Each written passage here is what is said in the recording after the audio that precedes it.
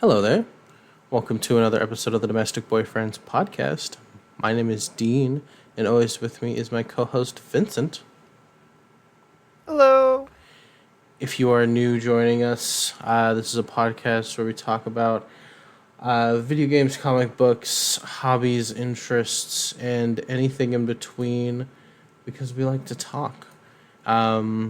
We are going to be continuing our new series where we're going to be going through the beginning of season 1. We'll start with season 1 and then maybe take a break depending on what comes out and what we want to talk about. But season 1 of the Cartoon Network show, the Moonscape original Code Lyoko. The first episode, we talked about the first 3 episodes.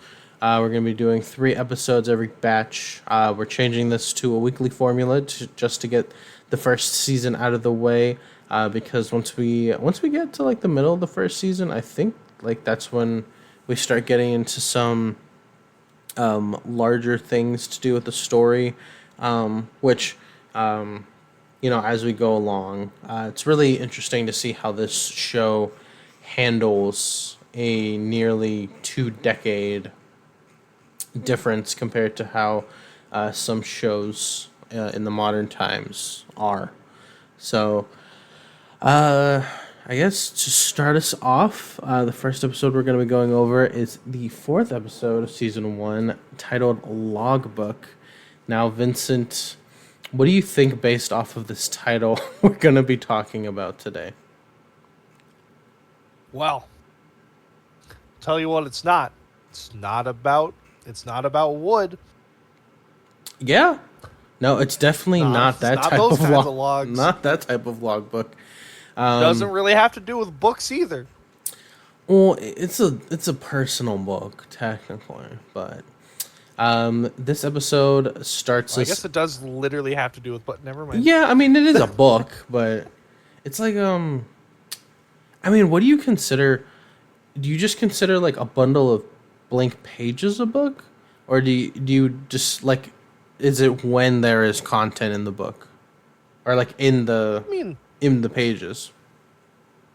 I consider like any like just bundle of pages kind of a book, because like that's what like a sketchbook is, or a notebook. When you buy them. Yeah, but when does a notepad turn into a notebook? When there's content? You know what I mean? Or is it the way that they're binded together? So like if books were read, philosophical definitions of what is and what isn't a book. Yeah, I mean, I was here for a kids' TV show. That's very true, very true. Anyway, to get it started, Logbook starts us off with Ulrich and Odd. Shows us that Ulrich's trying to look for something that he's missing. It shows us that they share a dorm. I think this is something that we should have known within the last couple episodes. But it's just something to make note of here first. I don't know. I don't remember. We'll see in the future episodes if they became friends. It's kind of coming back to me that they became friends before, or was it after they would were roommates? Yeah. I'm pretty sure it's when they became roommates. Because I think there was a flashback episode within the last 3 that we watched, but it also could just be my memory of the show that like because Odd, like, I guess like a brief spoiler, like Odd's hair was never like Super Saiyan Vegeta spiky. Like he did have like a downed hair design that I remember seeing in an episode. But anyway, we move on. The scene transitions. Odd wants to go get breakfast. So and this makes me mad. This already like gets into my first note on here. Mm-hmm. Like Odd needs to take better care of himself. What kind of breakfast is 8 slices of toast and 3 bananas? Where's your protein? Lots of potassium and lots of fiber. Odd definitely takes his shits. He's gonna be pooping a lot. Yeah, he is taking all of the shits. Nothing to actually bind his food together. But Jeremy's probably... I didn't look what he was eating. It was either cereal or oatmeal He or was whatever. eating a piece of toast. They're just toast boys. Fibrous boys they are. They keep an extra bathroom in the factory.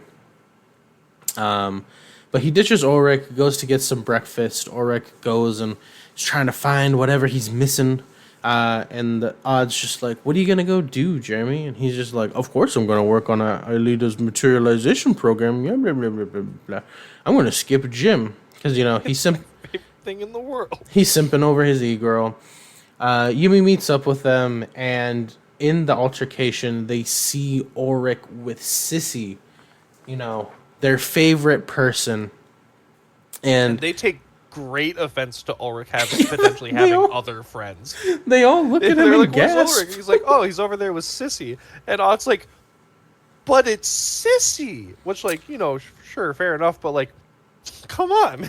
First 3 episodes, I definitely have to say I'd have a very similar reaction. But it looks a little odd because they're like really together. So everybody goes on detective mode. And I put down in my notes, Herb is the nerd, apparently, because we got Nicholas and obviously Sissy, but it took 4 episodes for us to actually get the nerdy guy's name, and it's Herb. Yeah. But it transitions to them all being shocked, getting a little questionable about what's happening, transitioning this conversation into their history class where Odd gets called out for not paying attention. That's Odd. What an idiot. And they go after class and try and interrogate Ulrich while Odd goes around and fucking... He's like, hey, Sissy, did you have a nose job? And like in the background, they're having a conversation. Like, Good. oh, I was just gonna say, she's like, no. He's like, no, you totally did it. He like grabs her arm and like pulls her away from Ulrich he's like, we need to talk. Convince her that she had a nose job. He's just like, we need to talk, Sissy. Meanwhile, Jeremy's getting the DL of what happened. And pretty much Sissy had stole Ulrich's diary, which doesn't just have embarrassing confessions of Yumi, probably, but also has details about Lyoko that I'm guessing aren't coherent enough. It's either that or Sissy really is stupid. Because if this diary goes back to like the first time they ever went to Lyoko, I mean, if it was me and I got VR'd in real life, I would probably write down every single detail just to make sure that I wasn't insane. Yeah. So I believe he does specify that he talks about the factory in particular. Yeah. And the way that he like talked about it re-exemplifies a fact in my mind, which I still am boggled by, which is I don't understand where this town is or how big it is supposed to be. All rural area, one factory. It's an all and rural nuclear area plant with a nuclear power plant and apparently one factory. That there has to they be just like call it the factory, and that's apparently enough for Sissy to know what that would be. It also has to have some type of like man-made lake because the factory is on an island. Yeah. So there is that detail. So also, who's paying the power bill? I've always wondered this. I'm glad we're talking about this now early on because if we talked about it later, I would be even more confused.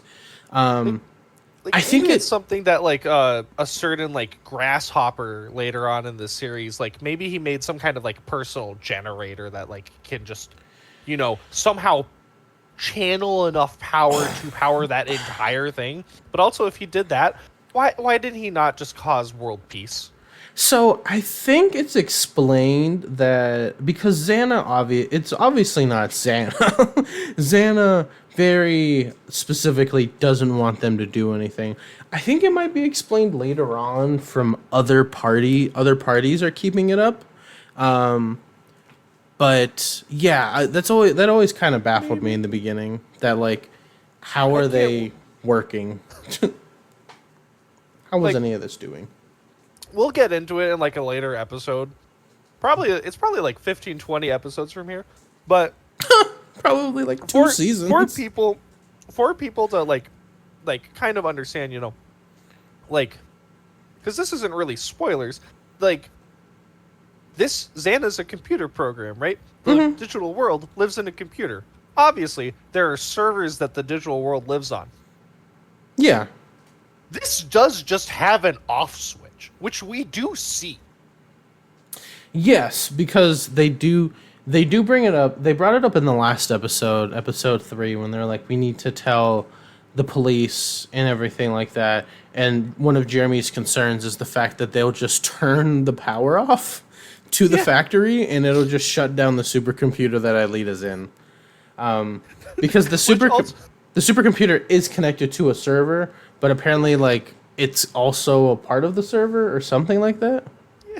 It's never, I don't think it's ever like really specified, but also like, you know, if I was an adult in that situation, like sure, I am finding out that like like my world is getting rocked. I'm finding out that especially in 2006 real, existent, wants to kill us like the Terminator, and then also is pink haired. Yeah. But like as an adult in that situation, you are being told that a digital program is somehow having an effect on the real world, and that it is potentially almost caused like the entire city that they live in to explode, and it can also control time. I turned that shit off. I flattened that fucking place. That is bad juju right there.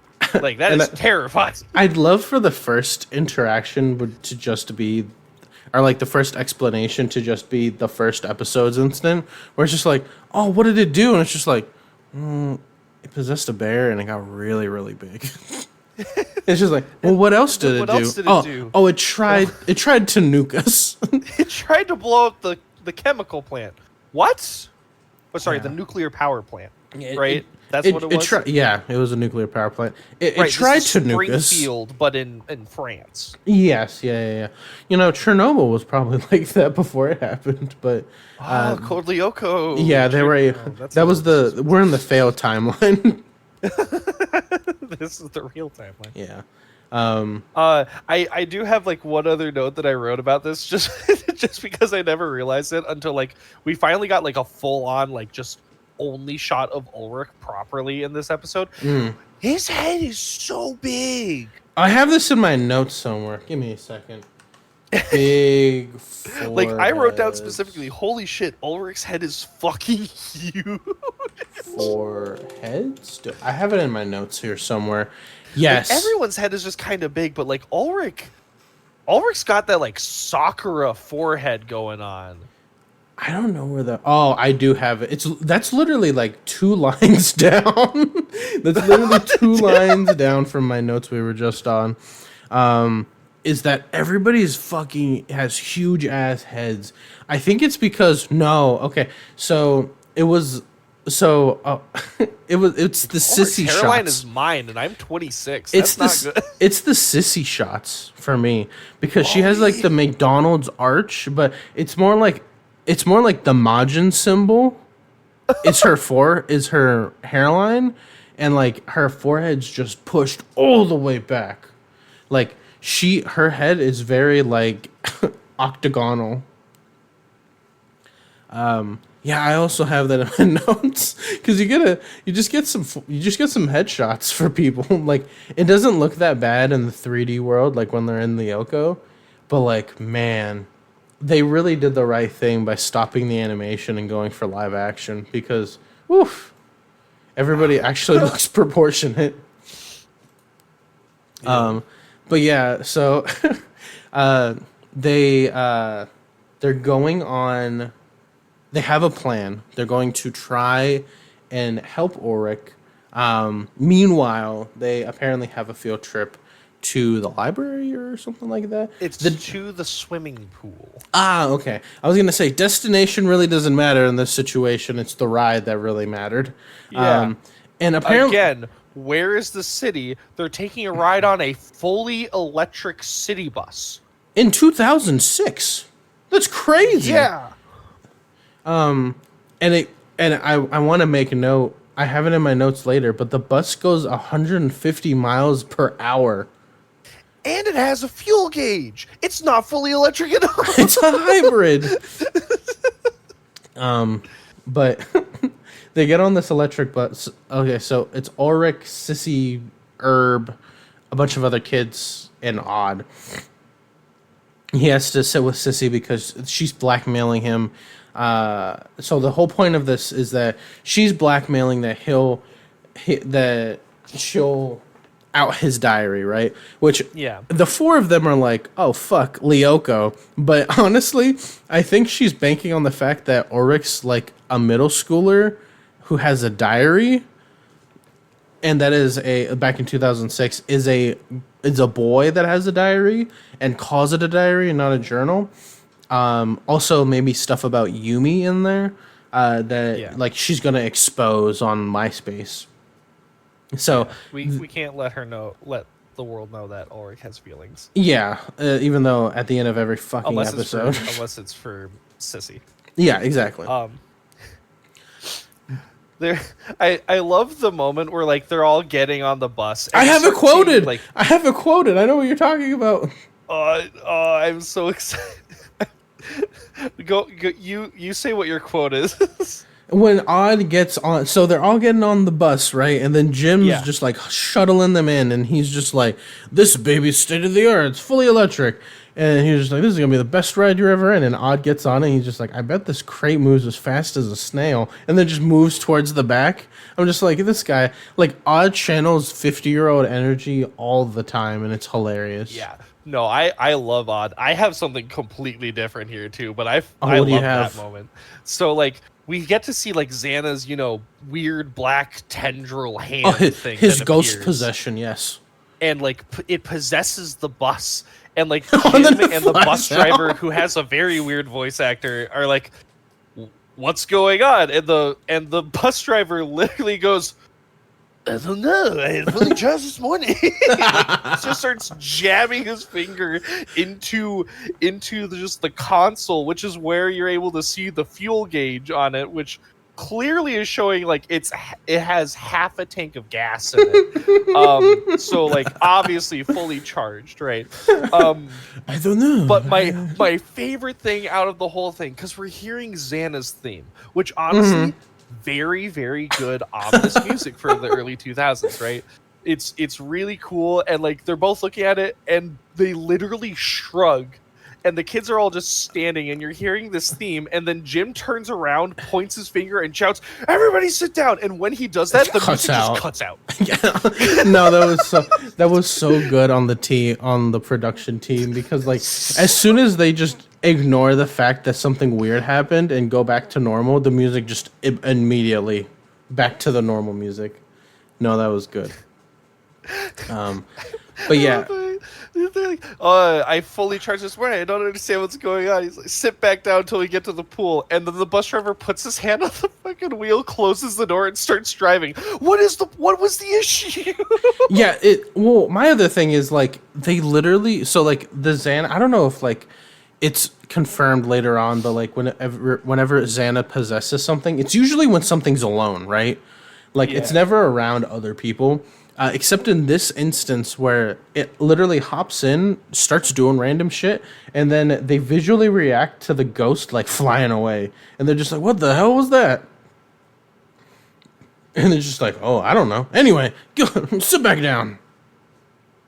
But yeah, they go and take it for a ride. Jeremy goes and tells Yumi what is happening.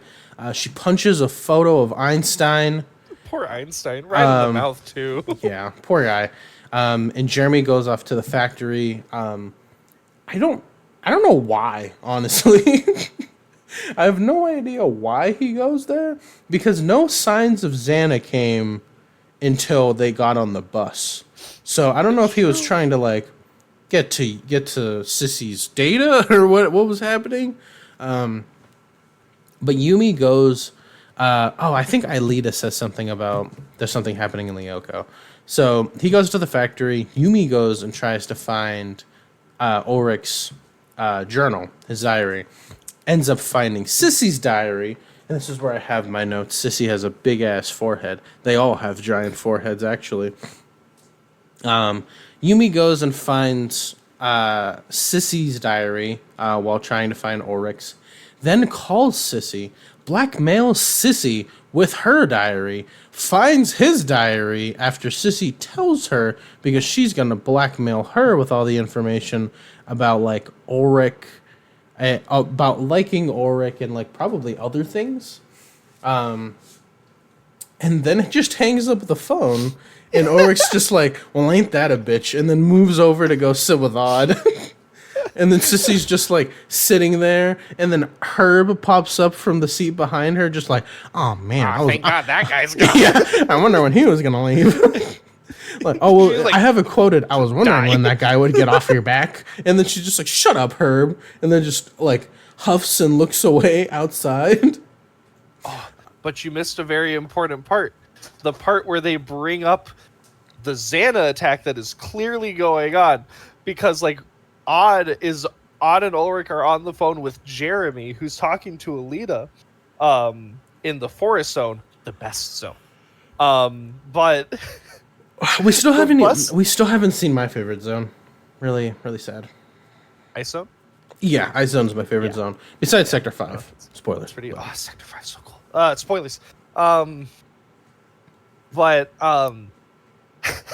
the bus is only going 20 miles an hour, and like, and they're just like, he's like, it's so slow. And the bus driver's like, I don't understand. No. I Jim's have it just like, floored, and it won't. It just won't go. Jim's like, what's happening? And it's just like, I don't know. Yeah, and they're on the phone. I'm like, it must be Xana, and like, it's brand new. It's brand new technology. This is obviously probably the first ever fully electric bus, Especially in that town. full of kids. It is moving at 20 miles an hour, which Odd already had said it was going to. Obviously, this is Xana. Okay, so that's what it was. But Jeremy was heading to the factory already, I think, due to Aelita. I could be wrong. No, he was just there because he wanted to talk to her. And then they called him, and they were just like, Jeremy! Maybe they assumed that that Sissy stealing Ulrich's diary must have been Xana. Which, if it was, that would have been an incredible plot line. Possesses middle schooler just to blackmail other middle schooler he wants dead. Into dating them. Yeah. Xana's into that Ulrich head. Xana's like, you know what? I really like what you do in Lyoko. Give it to me. That triangle attack's really cool. Yeah. Can you triplicate me?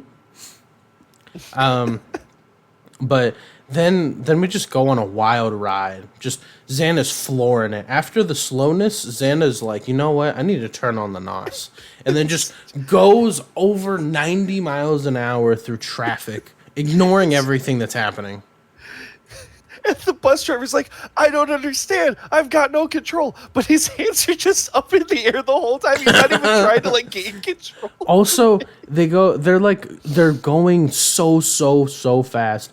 And then the scene transitions over to Odd and Ulrich just walking up the front of the bus like nothing's happening. You're just like, what's going on with the bus? And they're just all standing still, and Jim's just like, go back in your seats. Like, no one's feeling the G-force. They're just all just like, what's happening, man? He's like, I don't know. Like, I'm not doing anything. Dude, the fucking, like, power that must be in their shins to be able to not feel the force of the bus. Because, like, there's a shot of them, like, just standing there posed up. Yes! Not that's really what I doing mean. anything. And, like, Jim's holding on for dear life. Bro, Lyoko has trained them so... Like, it's like when Kirito came out of Sword Art Online, and he was, like, swinging the wooden katana around, and his sister was just like, man, that's usually super heavy, and he's just like, yeah, I've been doing other things, like I used to have 2 of these things, and then like it trains his muscle, which isn't even muscle memory, like his brain, his actual memory translated into his body working correctly somehow, like artificial muscle memory. It must work the same thing for the Lyoko kids. I'm going to bring it up later, but I feel like these guys experience death every single time, because every time we see them come out, it looks like they're dead. It looks like they just got revived from the Lazarus pit. Yeah. No, absolutely. So we get to the point where, you know, it's going like super fast. And then they're on the phone with Jeremy, and he's like, you know, Aelita's going to an activated to an activated tower, or an unactivated tower. Like it's pinging Yumi is coming to the factory, like, we need you guys. I'm loading up your cards now. And we get Odd and Ulrich are just like, oh yeah, like Ulrich's like, I'm gonna stay here and help. And then go with that. yeah, he's like, you go. And then Odd's I was like, how are they gonna? I was like, how is this gonna happen? This bus is going like 100 miles an hour. What's happening here? And Odd then walks up to the fucking front, and to Jim's absolute horror, opens the door and just jumps. shoots himself out the door, literally unscathed, no torn anything, out of a bus going, we see in the next frame, 150 miles an hour. And Odd's just like, oh yeah, I'm good. And then just books it to the factory. Also, and like Jim's screaming about this. No one else is screaming. I would have suspected like the entire bus to be like, "What the fuck? He's dead!" Yeah, but he just gets up. So but also, and like I make a point about this later on because like we briefly see it because Jeremy's trying to like pinpoint them somehow because that's just the computer he's using, and he uses it later to like figure out the whole projected course of this bus somehow.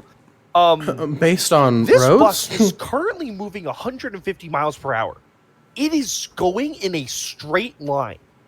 Yes. How big is this city that they live in?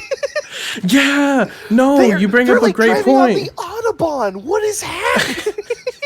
150 miles an hour. They would have made it to their destination. They probably passed. Xana probably took them on like the byway and made them go off an exit to go in a Yui to gain like more momentum or something like that. Maybe. Because I don't think they live in a town. They must live in like a mega city.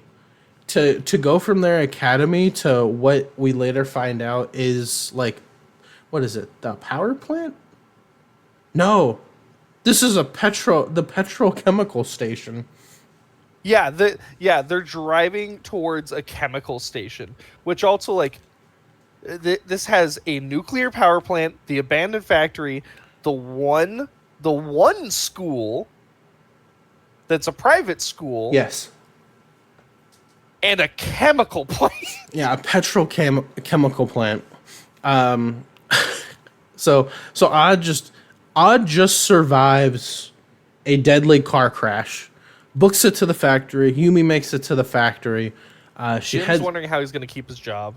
Yeah, Jim's just like, oh my god, I'm about to, like, we're stuck inside of this crazy vehicle. Like, what's going to happen? Keep in mind, after Odd does that, Xana's just like, oh, we ain't having that again. And then just locks the... Oh, no, he doesn't do that. He permanently locks... No, it's because Jim's trying to figure out what the fuck's going on, so he starts cutting wires. And then when they try to open it up and they're like, right. We need to jump too. They're like, we need to jump too. And he's just like, you idiot, you cut the wires to open the door. And he's just like, oh. Literally, he's like, oh, oops. Also, when Odd gets down into the sewer, which, like, I don't understand. Like, they must have, like, skateboards and scooters set up everywhere. Because it's so big. Because it's so big. It's such a big city. Every corner that leads to the factory is huge. Every corner that leads to the factory just has a skateboard. They've been stealing skateboards off of Academy property, like, since they started going to Lyoko. They're like, oh, we need this. Like, it has to. Like, this can't just, like, happen to be the same entrance, because if it is, did Jeremy just walk all the way to the factory? Because his scooter is there. Yeah, that's also true. And there is a third... Yumi is at the factory, and there is a third skateboard there. Yeah. They're like, it's an IRL game as well. Once they get to the checkpoint, everything heads back to where it spawns at. Yeah. No.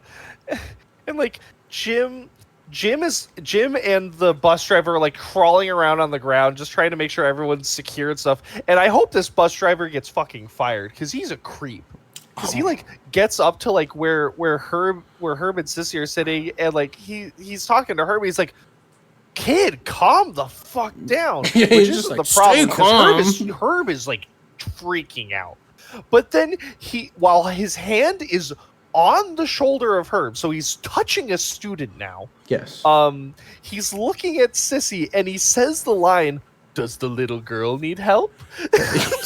Yeah. Not very comforting. Sissy's like, there. "The little girl does not need help." Yeah. Not very comforting there, weird electric bus man. But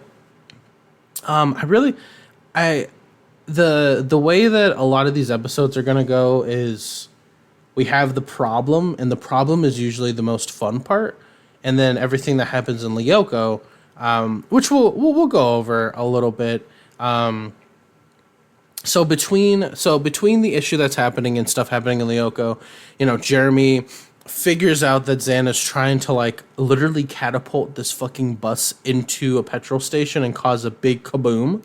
Yumi and Aelita are going to try and find the tower. Ulrich is trying to communicate between Jeremy for the kids and everything. And then Sissy gets up and is like, "Hey, I'm sorry." Really randomly, by the way. Just kind of like out of nowhere, just like, "I'm sorry about what I did. Can I help in any way?" And then he just hands him his phone. He's just like, "You're going to be our middleman," which isn't really that relevant at all. While he's also talking to Jim, he relays Jeremy's information, saying that and he's just like, towards it. He's like, "Jeremy." And Jim has my favorite fucking line, because like Ulrich's like, Jeremy says we're headed straight for the petrochemical plant, and Jim has the most realistic reaction to anything that's ever been said on this show, which is, well, how is he supposed to know that? Yeah. For all he knows, Jeremy's sitting in his bed. He's just like, "Well, I think you guys are gonna be flying into the Empire State Building." Just like random off the wall shit. But meanwhile, while they're about to get freaking Tokyo drifted into a gas tank, Yumi is having the worst day in fucking Lyoko because her and Aelita are in the forest area. No, it's not in the forest area. It's in the desert area. It's in the desert area. They're getting chased around by a mega tank that is apparently a stand user and has a roaming sandstorm around it at all times, which I'm just saying, Xana, just do this every time. It doesn't even have to be in the desert area. Do this in the forest area, do this in the snow area, do this anywhere, and I guarantee you the amount of damage and like confusion and discourse you caused in this one time will happen every single time. Because the mega tank is like, you can't hit it until it opens up. Yeah. But the sandstorm just like gives everybody minus 20 perception, apparently. And no one can really function inside of it. Yeah. So you have the mega tank chasing them around. What is that? Calling all... Oh, fuck. So while they're trying to deal with it, I have this quote here. It's called "Calling all cars," and it's the cops. The cops are chasing the runaway electric bus, and it's not like calling in additional units. The cops are just like calling all cars, and then it just transitions over. I'm just like, what the fuck is that line? I don't know if you noticed this, but like after that has occurred, we never see the bus driver again. He jumped. He's just kind of gone now, and the only people that are talking and like really matter on the bus are Sissy, Ulrich, and Jim. And Jim's immediate reaction to seeing the cops following them and them like having to like jump back and forth between which side of the bus they're putting their weight into to, I guess, maybe try to knock the bus over because of the turns that it's using. That's my best guess, because they never clarify what they're doing. Jim's immediate reaction to them doing that is being like, "All right, guys, we only have one hope. We should jump out the door at 150 miles per hour. You locked the door." No, he was like, "We need to jump out the windows." No, he says jump out the door. He says try the door. What a dummy. And then like nobody brings it up. Everyone's just like, that's not a good idea. And then Jim's like, "You're right." And then he like punches the window. this like random glass break in case of emergency, gets a hammer out of it, breaks open the window, and almost immediately falls out of the bus. Oh, what was it? I have the quote here. I have the quote that Ulrich says. What, Jim? Don't you like it here? Yeah. As Don't Jim's, you like it here, Jim? Screaming and almost having his face get peeled off on concrete. Oh no, that is good. Meanwhile, in Lyoko, they're struggling here. Sometimes Yumi gets bodied. Yeah, no, it is crazy. The Mega Tank takes a while to charge up its blast, but apparently this one fucking forgets that. Yeah, that one is CC 0%. Aelita, she like shows some weird ass abilities within the next couple episodes. I put Aelita is God. She just creates a platform from singing. She can just sing and everything goes. She's like a Disney princess. Odd gets sent in. Yumi just gets fucked by the Mega Tank. She literally is laying down and takes 2 hits. She didn't even get up. She got hit, moved a little bit, and then got hit again, and then just not really good showings from Yumi when it comes to how her Lyoko stats go. I love. I have this quote. I don't remember where this is from. Oh no, this is when Odd's going in and Yumi's Odd's going in and Yumi just got beat by the Mega Tank. Jeremy starts crashing out. He's like, "Aelita's alone. Like, someone has to get in there. We need to help her." I was just like, "Oh my god, he's really crashing out about his virtual girlfriend." Like, guy is going crazy. The emotion if you guys watch this episode, when it comes to this part, he sounds like he's distraught about like someone about to run somebody else over, like someone losing a 1v1, like when Gohan was getting beat up by Cell in the Cell games. Like, oh my god, someone help him. Oh, what was it? And I don't know when it's supposed to happen, but like, Aelita can attack things. I don't know why she doesn't.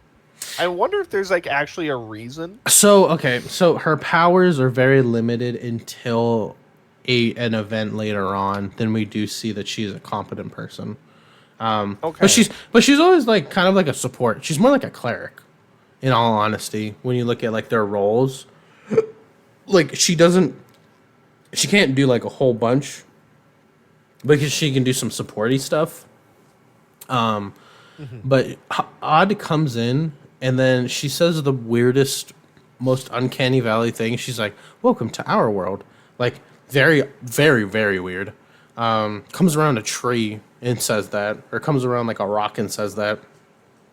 Then Xana starts like terraforming the map. He literally just starts like creating more like cracks in the platforms and starts moving everything around. And then what was it? Spin Kid. Do I have this? Oh, yes. So Odd and Yumi, not Odd and Yumi, Odd and Aelita are getting chased by the Mega Tank that has the Darude Sandstorm. Getting chased by him. Odd makes the most MLG decision, grabs Aelita, throws her, like a big throw, like Mark Henry throwing Wolverine, trying to imitate the Hulk with a fastball special, throwing her across the ridge, and then doing this like spin roll. Yeah, he does like a spin jump and looks super cool. The Mega Tank just falls into the endless digital sea. And then, she goes pretty normal Code Lyoko things. Everybody's about to die. Aelita goes into the tower, types in Lyoko. We get a shot inside of the chemical plant, like literally seconds away from dying. The bus fully drives in, and there's 3 cop cars that followed it in. Yeah. And like the bus is going 150 miles an hour, so that means the cops are going 150 miles an hour, fully knowing that they have no way to stop before crashing into the chemical plant. Yeah, they just said forget it. It's a good way to go. Yeah, but like it literally inches away, the bus comes to a complete stop at 150 miles an hour. Crazy brakes on this thing. But the normal Lyoko stuff happens. Everybody gets sent back in time to before the events happened. We never do really get a good general idea of when it's supposed to happen. Like when they get sent back in time. It's obviously before Xana does his thing, but like when is it a day? Is it a couple hours? Is it minutes? Is it seconds? We don't really we know that it's the beginning of the episode, but that's pretty much it. And then we see Yumi going to Sissy's hiding spot of his diary earlier in the day before he can get blackmailed. Blackmailing doesn't work. There's also this really, really weird tension between them when Yumi gives him the diary. She's like, I really want to know what's it, or he says like, I want to tell you what's in my diary. And she's just like, I'd like that. And he's like, one day I'll tell you, Yumi. And they just stand there. And then he's just like, well, I got to go to class. And like, she just waves and like they're silhouetted. And I was just like, oh man, like if you ever thought like a TV show was shipping two people more, just watch this show. Like it's happened since episode 1 and you just know that it's there and you're just waiting for the payoff. And then the blackmail fails, and that's the end of the episode. They like jump in. He literally goes into their room, into their dorm room, and just like shows them that he got his diary back, and they all like jump for joy, like one of those freeze frame jumps in the middle of the air. Yeah. But that was episode 4. So, final thought of this one. I thought this was a pretty strong episode. This episode gave me like a heart attack every like 5 seconds for the wild shit that happened in it, and I honestly like love it for it. This is easily one of the most entertaining like episodes of like a children's cartoon I've seen in a long time. Yeah, it's definitely the 150 mile per hour bus and everybody just either jumping or suggesting to jump off is really what gets me. Everyone was just ready to jump. Like Jim's just like, we all should jump, but then the second that he is about to fall off the bus, he's just like, no, help me. As if the jumping was gonna make it any better than him falling. I thought you liked it here. Don't you like it here, Jim? And it's the strain on Ulrich's voice. Inside. The strain on Ulrich's voice when it happens, he's just like, what do you... Because it's him and another kid pulling Jim up. He's just like, I thought you liked it here, Jim. In the most sarcastic voice ever. So funny. I'd give this at least 4 Xanas out of 5. Very good episode. I agree. A little weak on the Lyoko stuff, but I think the seismic toss of Aelita and then the jump pull through after Yumi's poor performance. Ooh. Excuse me, dry cough. The next episode is episode 5, titled Big Bug, which I don't remember a whole Oh, okay. It's this episode. Never mind. It's the Kiwi episode. Yes. It's the first of what will be many episodes. For those who don't remember, because we briefly met him, we're properly meeting him for the first time in this episode. Odd has a pet. Pets are not allowed at Caddick Academy. But for the most part, nobody actually gives a shit that Odd has one. And in fact, a lot of the time they actually really love it, and they are seen like petting the dog. Also, like, this is a great dog. Also, most of the time when people find out that Kiwi exists, Xana attacks, and it just happens to work out for them because their memories get rewinded. Yeah. No, exactly. There will be many of these episodes where Odd is up to hijinks with and Kiwi is a part of it because Kiwi just sort of exists, and then Jim, the headmaster, or some other staff member but usually just Jim or the headmaster, end up seeing the dog, and they're like, dog's not allowed, and then they take the dog. Yes. And then Odd's like, oh, my dog that's not allowed here got taken away. And then Xana attacks. Yeah. Oh man, mighty convenient that Xana attacked right now. I don't have to send my dog back. Which is like, so we'll get into it later, but like, I won't bring it up now. Phone went in and out. Oop, that was weird. So we start the episode off, Big Bug, with the younger middle schoolers. I forget their names. I have them in another episode. Tamia and Millie. Tamia and Millie. They're I'm sorry. I didn't remember their names and I didn't want to go check in my notes. They're in like every third episode and like They are. Like eventually I'll learn. They don't call them by their names. Yes, they do. Oh, barely. Sissy doesn't because she just calls them the pipsqueaks of Caddick Academy. Yeah, exactly. So I don't know. Maybe I'm sissy pilled.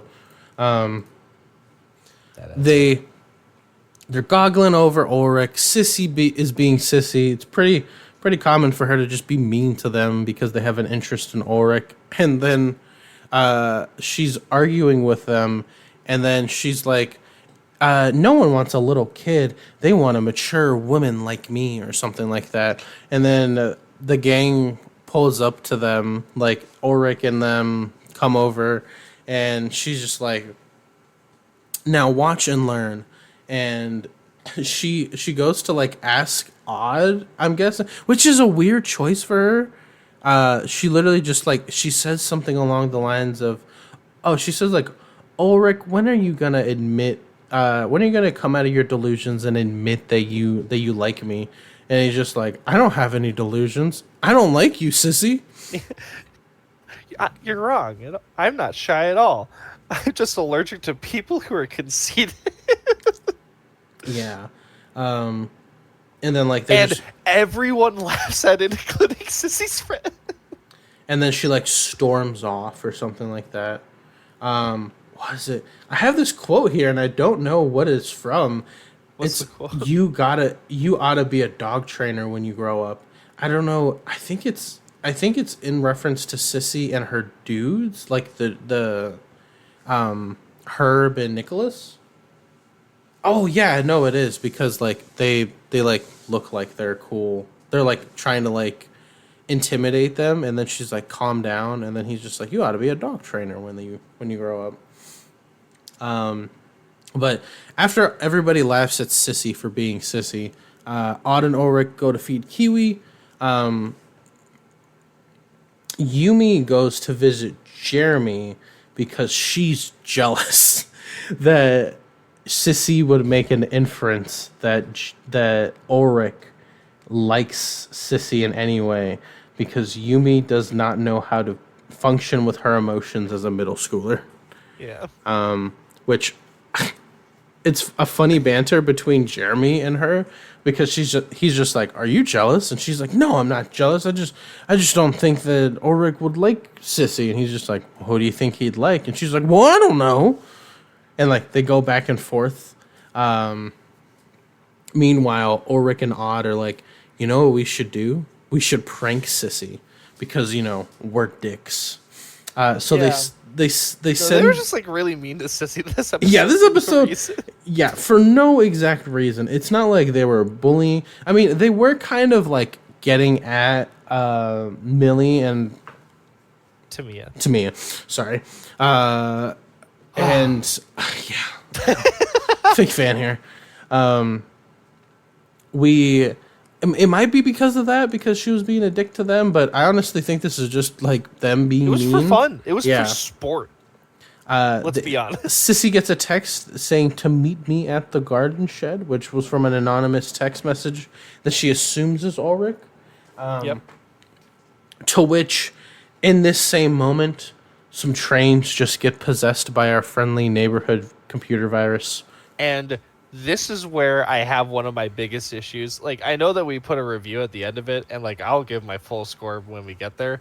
I hate this episode. I rewatched this episode 3 times to try to have more notes for it. Mm-hmm. My only real note is that this episode sucks except for Kiwi. And it has remained that way since my first time watching it. The Xana attack is just stupid.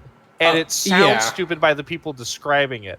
Because Xana takes over 2 trains that are on like opposite sides of town, which for all we know is the entire size of Europe. And they both just start speeding. They just start going at full speed. One's a freight train, the other is another freight train. Neither have people on it, which the 2 people who have never voice acted before and were brought into this are telling each other. And like the one main guy is like, "Oh, there's an eye on my computer," and like the woman's like, "Well, neither of them have passengers on it. They're fully like automatic locomotives.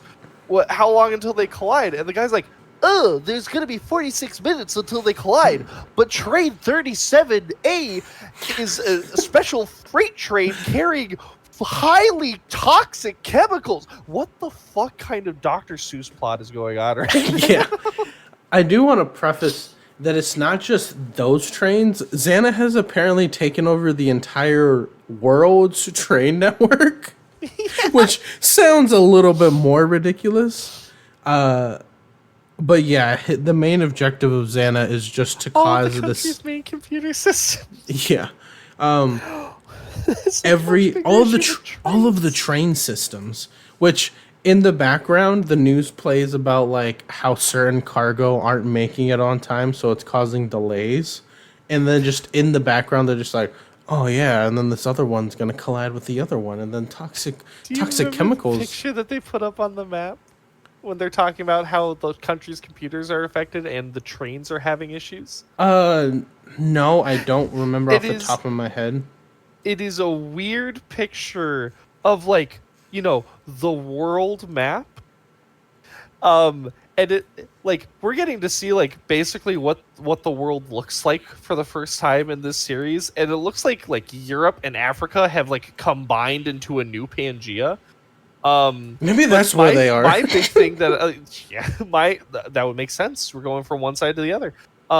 But my biggest thing about it is the fact that they're talking about how like the trains are being affected, and they just put up in the corner of the world map a picture of a bus with a question mark on it. What? Interesting. They're just like, hey guys, remember that issue from a couple weeks ago with the bus? Remember that? Is this a coincidence? I think not.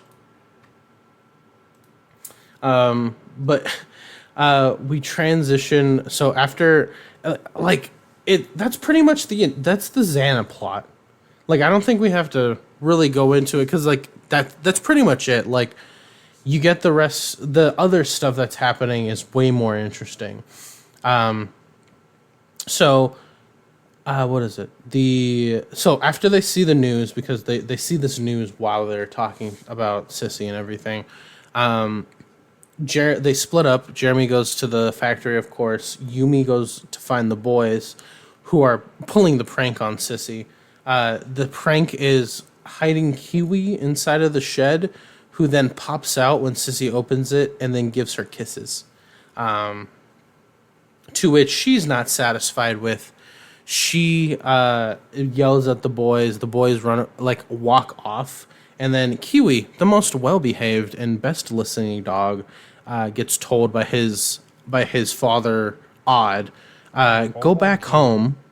To which Kiwi looks at him and he's just like, all right, cool. And then he just starts walking back to the dorm. Like, the door, when he gets there, the dorm room is like open. Like, the door's open. What if it was closed? How was he going to get back in? It's true. Was he just going to like paw at it? Was he just going to become human size and just like grab it? But to which the second part of the second plot of the story initiates, where Sissy gets an idea of, well, since dogs aren't allowed on campus, I'm gonna fuck this up for Odd. Snitches on him, tells the principal, who is also her dad, by the way, about it. Jim takes Odd to the principal's office with Kiwi in hand. Poor Kiwi. We love him. And to which, during this, Yumi finds them, who has been calling them for hours, apparently, to tell them about Xana. And, well, what was it, 46 minutes? She's been calling them for a couple minutes, because we have 46 minutes on the timer for before the world's craziest train crash happens. And she scolds them because they turned off their phones because they were hiding from Sissy during the initial prank. And then Odd can't go to Lyoko because he's getting punished and has to go to the principal. Yumi and Ulrich head towards the factory while trying to ignore Odd's shenanigans. They get put in. What is it? They get put in. They start running towards the tower. They like verbally announce how like it's quiet, but it's quiet, but too quiet, literally out in the air, to then be bombarded by four of my favorite enemy, the blocks, who are just crabs like with blocks on their head, which are their biggest weak spot. Enemy designs. I do like a lot of the enemy designs. We haven't seen the wasps yet, right? No, we have not. We have not seen the wasps yet. What a cool enemy. Very underrated enemy, by the way, because all of the rest of them, although the Cankerlats and like the difference between the Cankerlats, the crabs, and the blocks, obviously besides size or how fast they move, because the crabs move at like this kind of like medium to slow pace because of how the long appendages work, but they have the size of their body and their weapons to make up for it. The blocks have the speed of a Cankerlat. In some ways, they're a little bit slower, but I put them at like a medium speed, and they have like the Canker. They're pretty much just like bigger Cankerlats in a way, with the what they have. Except like they can make as like an actual vehicle if people just wanted to ride them because they have no way of getting them off their head. But they get in. They want Aelita to get to the tower as soon as possible because, you know, deadly chemical. Yumi takes her towards the tower location, or at least where they think it is. My boy Ulrich pulls up to them in a 1v4 situation and uses triplicate like it's his only ability and just starts knocking them out. My dude Ulrich has, like, out of all of the abilities we've seen so far, Ulrich's is probably like the most busted because of his abilities. I'd say odds, just based on like passive things that he can do, being his like future sight that comes in randomly, his agility. I hate that he can see the future randomly, and like it confused me on the first episode. I was just like, what? Yeah, it happens in like the next episode, and we'll like talk about it specifically. But like, they don't really cover that Odd just has this ability. He just has it, and like can't control it. It's very it. nonchalant because like he like leaves Lyoko and walks up to Jeremy. He's like, Jeremy, I had a vision. If any of my friends came up to me and said that, I'd be like, okay, what do you want? Yeah. What are you on? What did you do? But I guess it's fine since it's Lyoko. But we see in the real world, Odd gets a visit with the principal, and they have to stay in the detention room with Kiwi until Odd's parents have to pick him up. I'm gonna come back to the point that I originally was talking about in the beginning of this episode. If they're driving to come get Odd, why was he going through TSA in the last two episodes? He was just going back home. It's true. He was smuggling Kiwi. Which, you know, is illegal to do. And if his parents have to come there and smuggle Kiwi back, that's a whole nother problem. You know what I mean? So yeah. Where was he going? Why was he going through TSA? Is this like a it was faster to fly type of situation? I don't know. But that really bothered me. Meanwhile, Ulrich's taking some W's. Jim takes a big L by trying to take Kiwi out outside because Odd was trying to create a distraction for them. Or Odd was trying to create a distraction because Jeremy's like pinging his phone. He's just like, Xana, SOS, like we need you. So he needed a way to get out of detention and go back to the factory, and then just leave Kiwi with Jim. Yeah. He gets dragged away by him.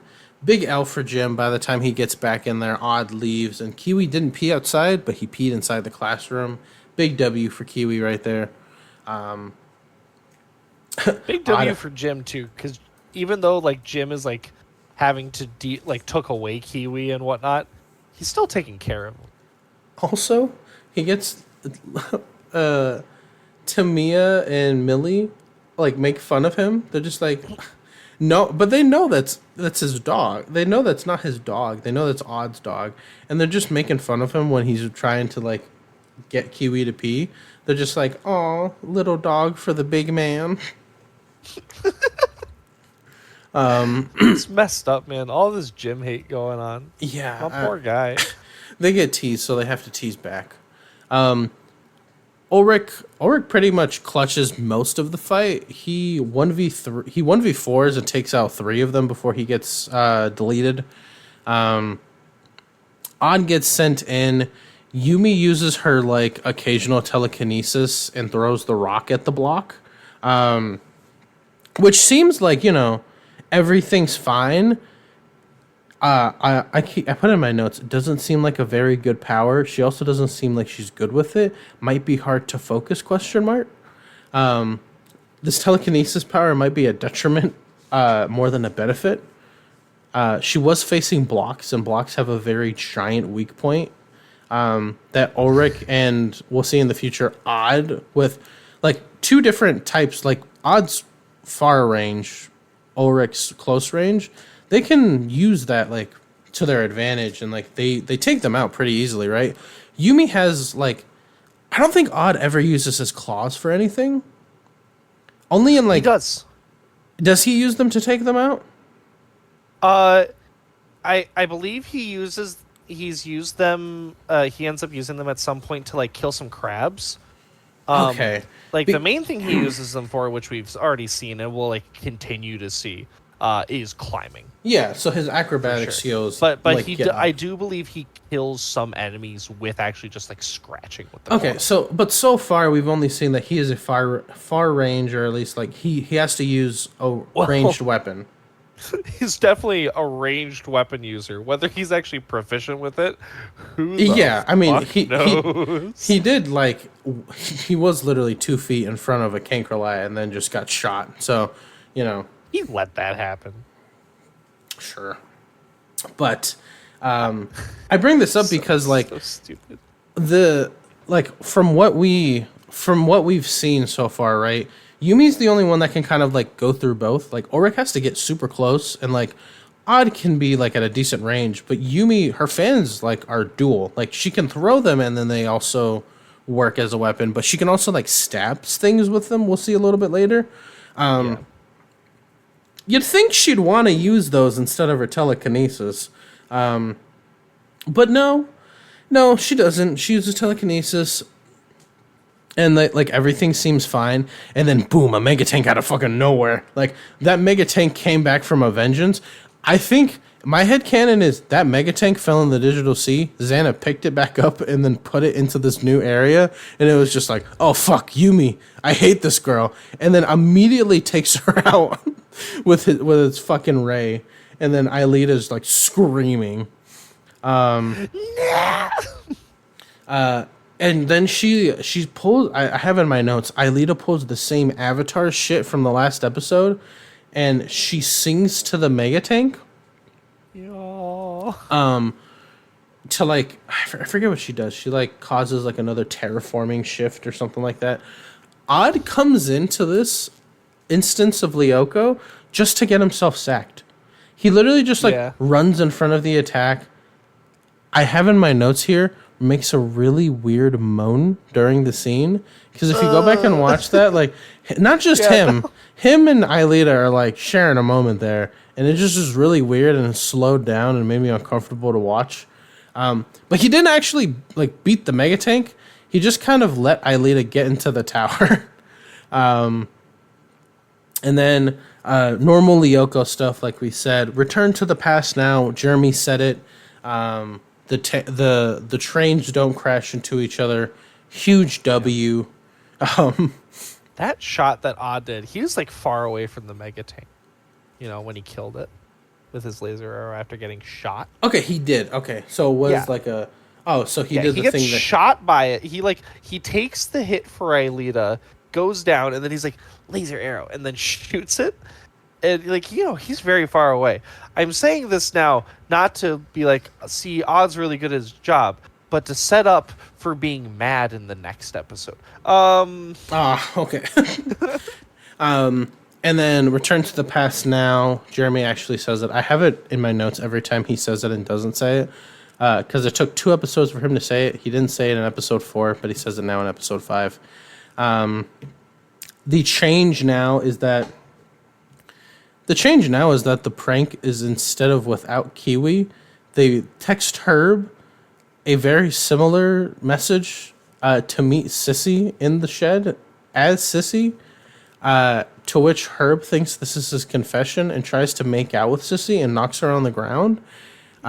And they have it recorded on a camera, and it's very funny. It's still mean and still unnecessary. Yes. But she doesn't know it's them because they don't come out about it. So they don't get reported to her dad, the principal. And then there's like this odd 10 seconds before the episode ends of Yumi and Auric just staring at each other. I make note of it every single time it happens. He was like, oh, that was so hot of you to do that. Yeah, that prank. Mentally like, I love it when you mess with a poor woman's emotions and feelings. Yeah. Fuck her. What? It was in like episode like 2 or 3, right? Where like they were like Sissy and Jim were like dying in the gas, and like Sissy said like that really, really sad thing, which was just, I really want to hang out with them and spend time with them, but they like never give me a chance. Which like also like, you know, Sissy does really fucked up shit, but also like, if all she really wants is to like actually be a part of that friend group and for Ulrich to like her, like sure she goes about it like in a really bad way to like try to have it be the thing, and that doesn't excuse her bad behavior, but like no one deserves this. And why are you taking a picture of that? To be able to look at it in the future? What happens if that gets circulated? You know, like that's... And like, didn't they like say in the episode like, I can't? Yeah, no, they say that they're gonna give it to Tamia and Millie, like, for the news, yeah, for the news, and it's gonna circulate everywhere. Like, what the hell? You're more of a bully than she is. Yeah, but the episode,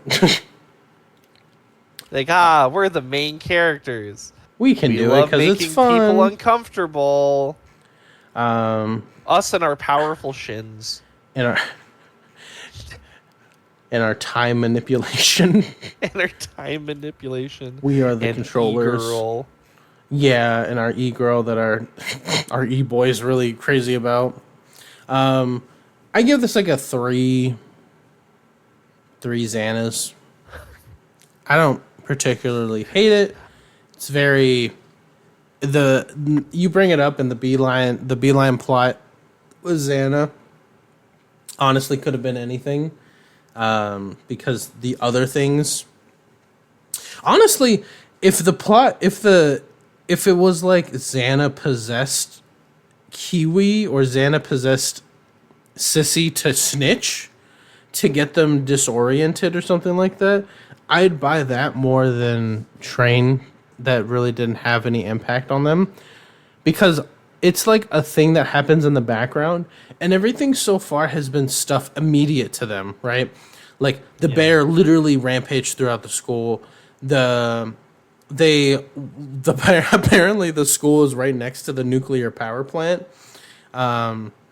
And then more recently, in the last episode, two of the Lyoko warriors were on the bus.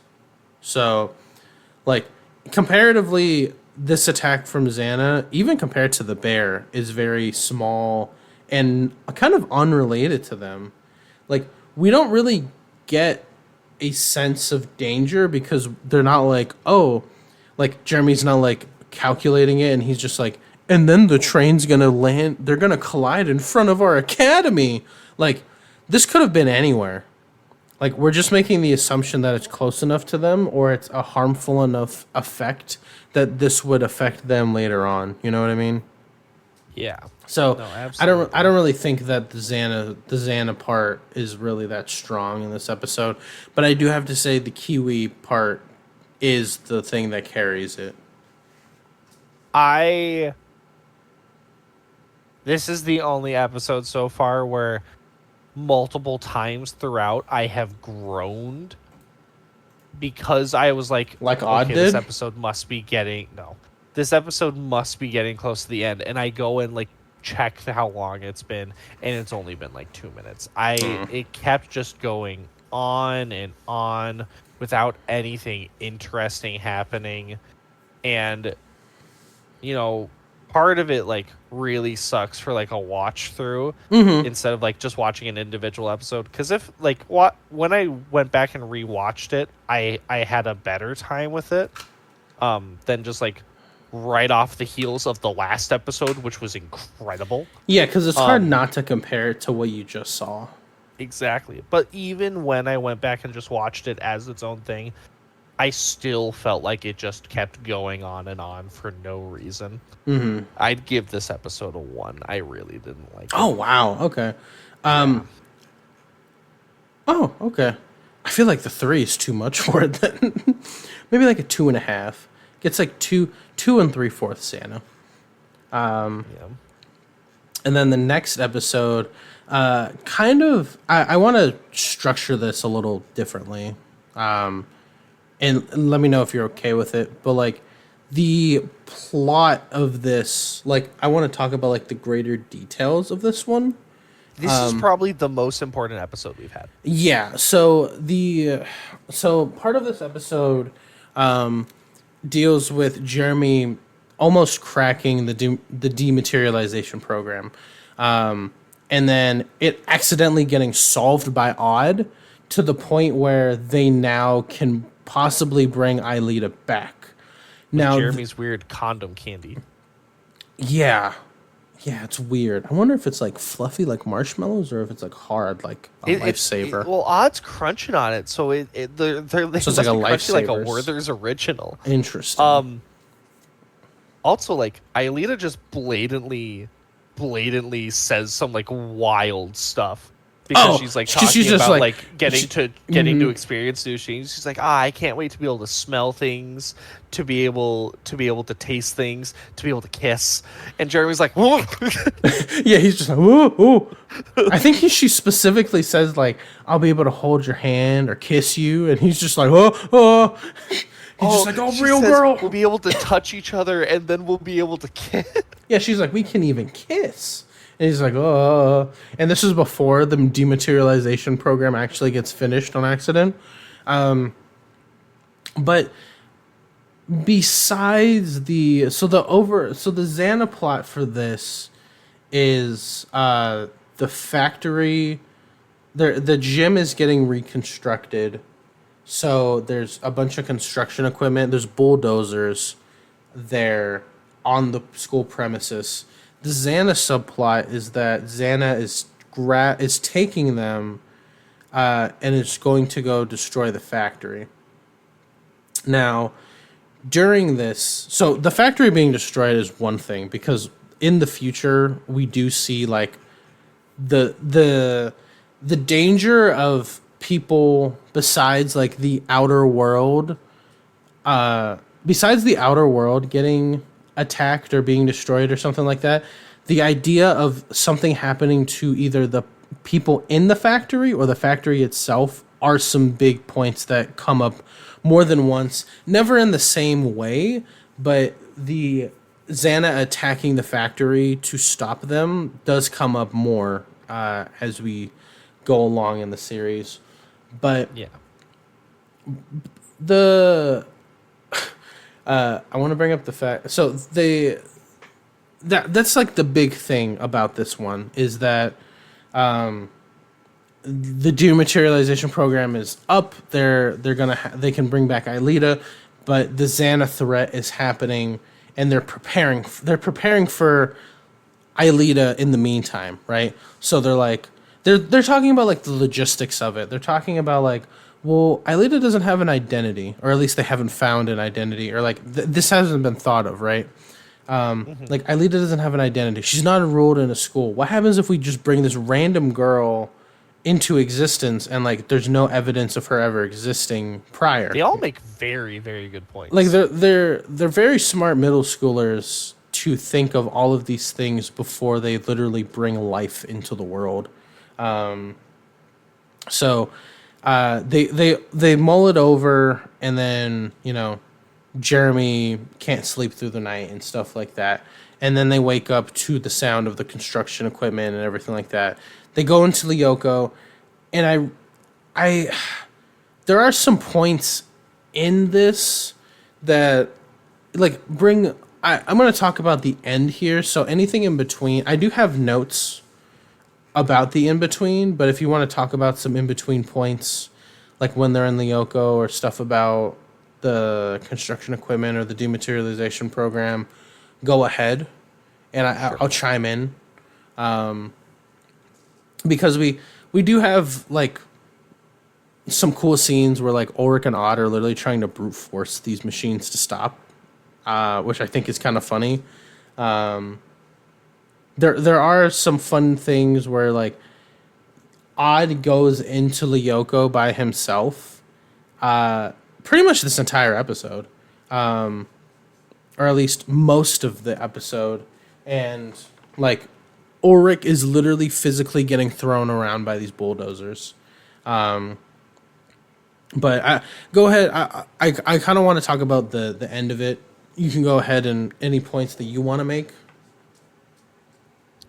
Well, we do.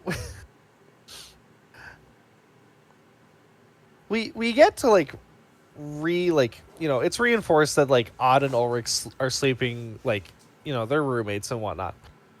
Because like the Xana attack ends up happening in the middle of the night, Yes. and like Jeremy's just like trying to like tell Aelita things, and then Aelita's like, speaking of hearing things, and Jeremy just like keeps going, and she's like, Jeremy,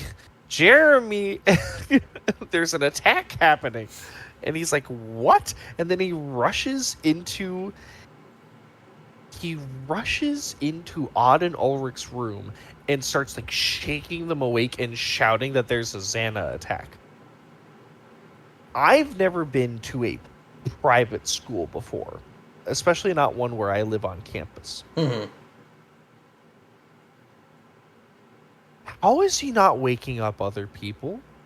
The door's wide open, and he's literally screaming at the top of his lungs, there's a Xana attack! To the point where Ulrich's able to hear him through the earplugs that he wears to sleep because Odd snores like I do. He's like, huh?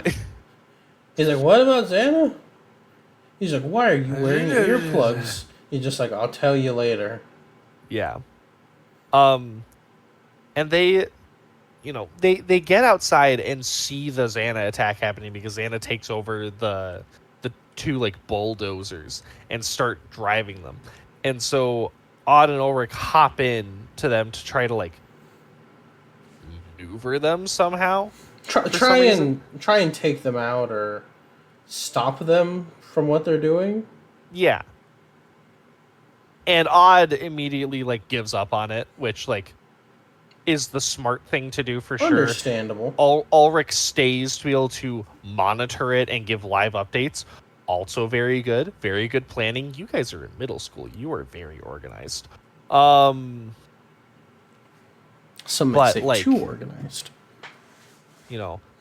I like this episode quite a lot for a lot of reasons. But the main reason I like it, because it's all in the forest. They call they get into Odd gets into a 1v5 against the Cankrelats, which they called the Roachsters. In the wiki, Yes. there is no reference to them being called Roachsters. I kind of question whether Roachsters are their actual name, and I want to see. The Roachster is the original name for them. Okay. That is the case. There is a similar thing that happens with the wasps, because they're actually called hornets later on, but in season 1, they had a different name, which is the waspsters. Okay, so it's like season 1 syndrome that some shows have. Okay. Yeah, exactly. I love the Kinkerlats so much. I especially love them in an episode later on, which I honestly hope happens sooner rather than later, just because I really, really want to see the episode in particular. But I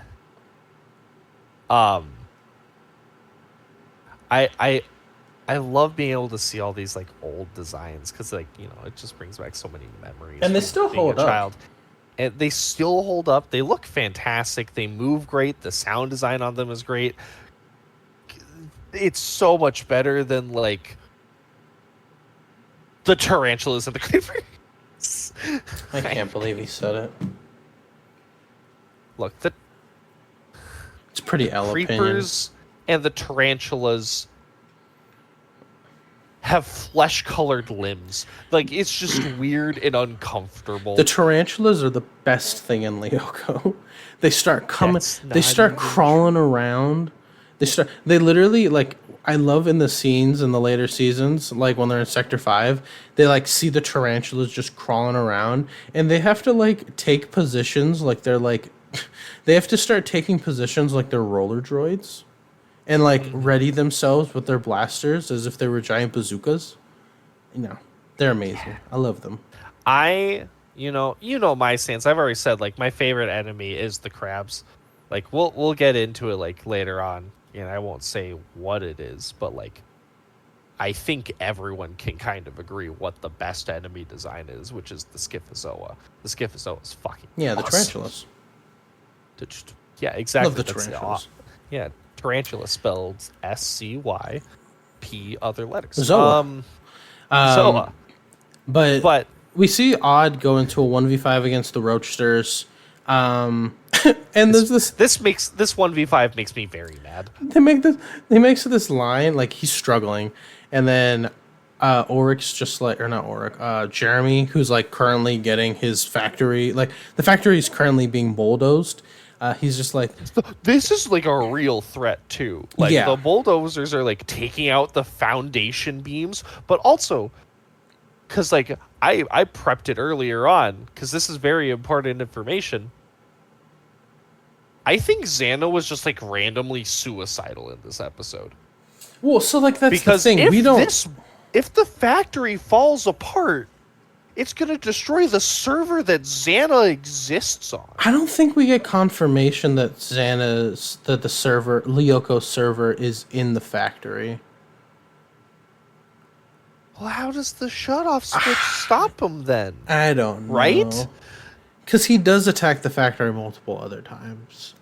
I don't know. It's true. Because he is a virus that like can travel, and like we do see later on about that, but I don't know. I guess there's no real confirmation on it, but like, it always like irked me whenever Xana attacked the factory because I always just assumed that like that's where Lyoko is.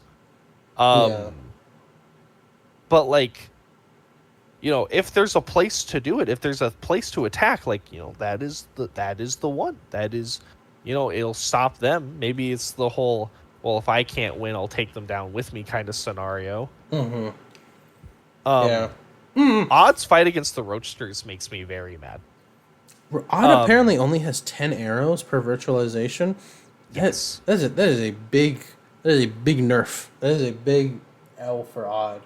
Yeah, big L for Odd, especially with the fact that he like just uses them willy-nilly. Like we've seen him have really good aim, like in the last episode, and he just for some reason can't hit a single Roachster or also just like chooses to not attack and instead just like does this like weird dance dodging bullets. And Jeremy's like, odd, kill them. And he's like, easier said than done, but like he's not attacking them. And yeah, Jeremy's just like, can you hurry it up, Odd? And I have a quote here. He's like, you want to trade places, Jeremy? Yeah, like, Odd is very much a 70-year-old man. But there's this awesome line where Jeremy's like reminding Odd how many arrows he's used. He's like, careful, Odd, you've used 4 of your 10 laser arrows. And Odd's like, yeah, and here goes 3 more, and he shoots 3 and only kills one roadster with it. Yeah, he ends up getting down to the 1v3 on 10 HP, and then like his future sense activates and then shows him shows Yumi falling into the digital sea. Yeah. Which they called it a different thing in this episode too. Oh, did they? Yeah, it wasn't actually the digital sea. I have it written down as the digital sea in my notes. I wonder if it's just because that's what I know it as. Yes, here it is. He gets de-virtualized and he heads out and walks up to Jeremy, who is sitting in his chair like a G, with like concrete slabs falling next to him, and not even being phased. And Odd just walks up and he's like, "I just had a vision. I saw Yumi falling into the digital void." Interesting. The digital void instead. Yeah, and then we randomly are able to get like a POV shot from Aelita's eyes of this mega tank that appears in front of them. Damn mega tanks and Yumi. Yeah, and like Aelita like looks down and sees this hole, and Odd's like, "That's the one. That's the one from my vision. That's the hole." And like Aelita just starts like running towards the tower in a straight line. The mega tank, is this big terrifying monster who's super strong, super hard to kill. If you take one step to the left or right, you're safe after it's fired. And like, not that hard to avoid. The beam doesn't move that fast. Like at times it moves really fast. In this episode, it does not move fast. And so it starts trying to like, serpentine move, which would have been the smart decision. And it goes to shoot, and then Yumi runs up and like tackles the thing into the hole, and then falls into the hole after it and holds on for dear life on this ledge that does not look like she should have any grip on it. And Ulrich's just like rushing up on there. He's like, I gotta get there. And he gets to her hand, and she's like, plot device, and then falls. Yeah, and then just dies. So this is the one point, the last point, because obviously we get the Aelita activates the tower, return to the past now, but Yumi has fallen into the digital sea, which means she doesn't come back. Yeah, so she's fully been virtualized. Yes. So the gang has this kind of like turmoil where they can use the materialization program on Aelita, or bring back their friend Yumi. To which it's a no-brainer that they're going to bring Yumi back. Yumi's like, this also gives me credence that these guys just experience death every time they get devirtualized, or every time they get taken out. Like she's just like, oh my god, what happened? This also brings up a very, very important thing, which is that if you die, because this is our first real confirmation on it, if you die before they return to the past or fall into the virtual sea, which is the same thing, or the digital sea, you're just dead. Mm-hmm. You're just gone. Yep. Yeah. So it gives us an idea of how big the stakes are. It also makes you rethink the episode 2 part where just kind of like jumps into the water even more. But Jeremy's upset because he can't bring his e-girl into the real world. But Aelita states that he just has to reset up the program, which that how does that work? What do you mean reset up the program? Just hit enter again? But I guess he made a program that exploded every line of code previously, and now he has to redo it or something. For some like reason, that. he also can't just read the code and write it down or type. Yeah, his process it's really weird. His process of materialization doesn't seem like it follows any ethics or anything that we do in our world. And it seems to be a consumable item. Presumably, he's writing code inside of the Lyoko program itself, which probably has its own rules and whatnot. So its own properties. It could just it's a plot device. That's all it is. But I have a fun fact about this episode. Yeah, go ahead. Before we continue, because I don't know if you were ever a part of the online fan base for this or not. But I actually frequented forums a lot of the time for this show. This episode began something that was online that was called Pick on Yumi Week. Where it would just this keeps happening over and over again, where there will just be an episode that like how we have episodes with the last one where it's just Kiwi's involved and Jim and the headmaster realize Kiwi exists. This one is for some reason Yumi has to take on all of the issues. Yumi has to be in the digital world for the longest protecting Aelita, and Yumi potentially or does just kind of die. Yeah. It's unfortunately for her, this just kind of just happens. Yeah, sucks to be you. You're gonna have to figure it out. Type of situation. Yeah, I don't know. It's definitely an important one for the plot. I'd give this probably a 3.5, maybe a 4. I'm more comfortable with a 3.5. The end of the episode goes off with Jeremy. They're leaving the factory. Jeremy's all sad and everything, and they try and cheer him up with the same candy that caused this in the first place, which is weird camaraderie candy. Yeah, camaraderie and everything like that, but. Yeah, I think this is a very important episode for the plot. It pushes it forward because this entire time that we've known, literally in every episode, Jeremy's just I'm going to skip this class or I'm going to do this and go work on Aelita's materialization program because I need her in my life. And we get the fruits of this, but now it's been delayed. So what that means to the future, we're not sure, but the thing is we know that it works and it's there. So, it's something to look forward to, I guess you could say. But yeah, I definitely think it's an important episode. Do I think it's strong? Maybe not super strong, but it's definitely important plot wise. How do you feel? I like this episode quite a fair bit. This it's set up that there's even more there's more things at stake when they're actually in the digital world. It's not actually just a video game, right? Mm-hmm. It is kind of SAO before SAO. If you die in the game, you do die in real life. Yes.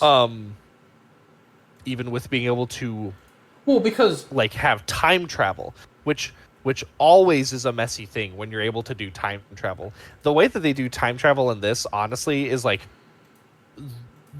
in my opinion, the best way to do time travel as a whole, which is just, it's not so much going way back in time, it's just sort of hitting a reset button. But an increment.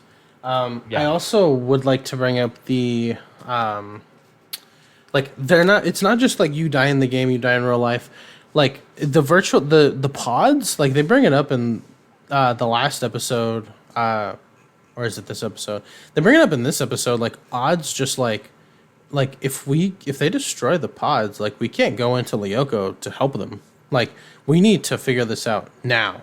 Like we need to turn the tower off now. Like forget the supercomputer. No, Like if the supercomputer survives and we can't get in the pods, like we're like that's over. Like Aelita's like as good as gone if we can't assist her. But it's not just like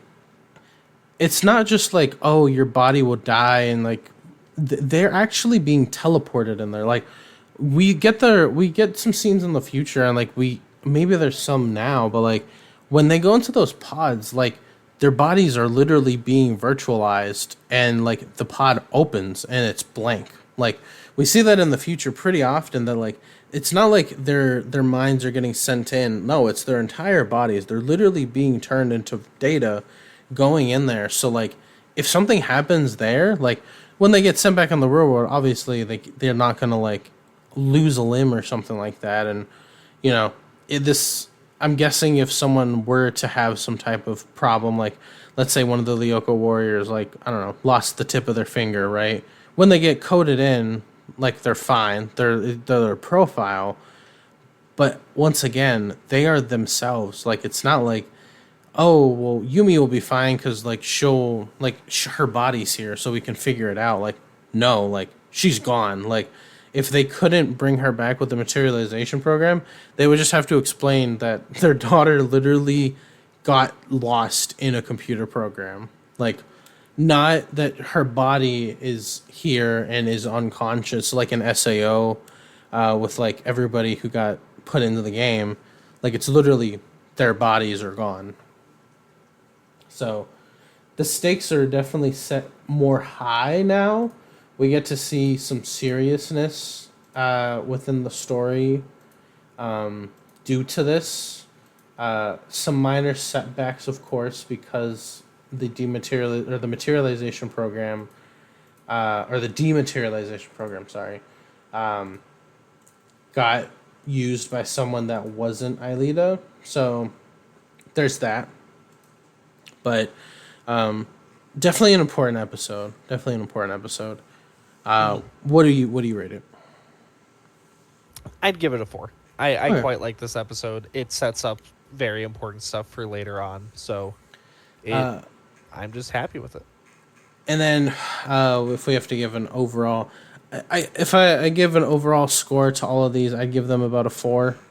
Like this batch, we have some good parts of all of them. Some less important than others. I definitely wouldn't say skip any of them, but some have weak points. It's true. Definitely watch episode 4. Episode 4 is fucking awesome. Yeah, episode 4. Whoever like was mostly in charge for writing that episode, God, yeah, amazing. But I thought you liked it.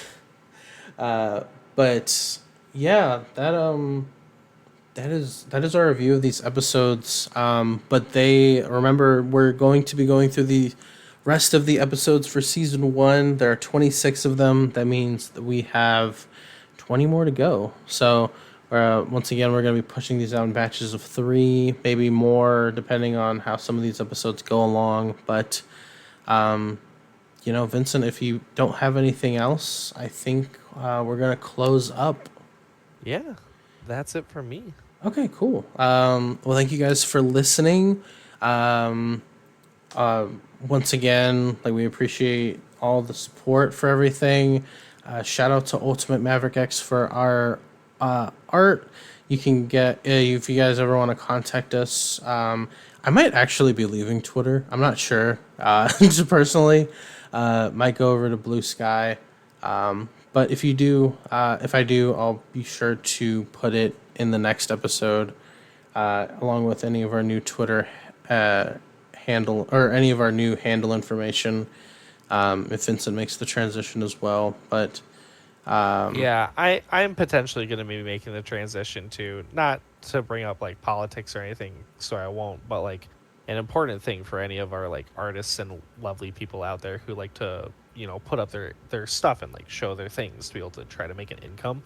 I don't know if it's still the case, but in one of the most recent updates to Twitter's guidelines, they did say as an agreement for like maintaining your Twitter account, anytime you post an image or like really a thing on Twitter, you have signed an agreement saying it is okay for them to use that for AI.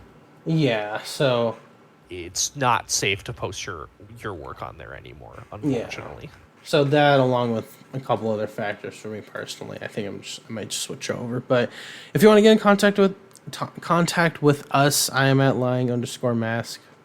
I'm Vincent Barlow 8. And the pod is Domestic BF Pod. Thank you guys for listening. Next time we'll be going over episodes 7 through 9, maybe 10, I don't know. But yeah, it's been a pleasure. See you next time. Stay beautiful, everyone.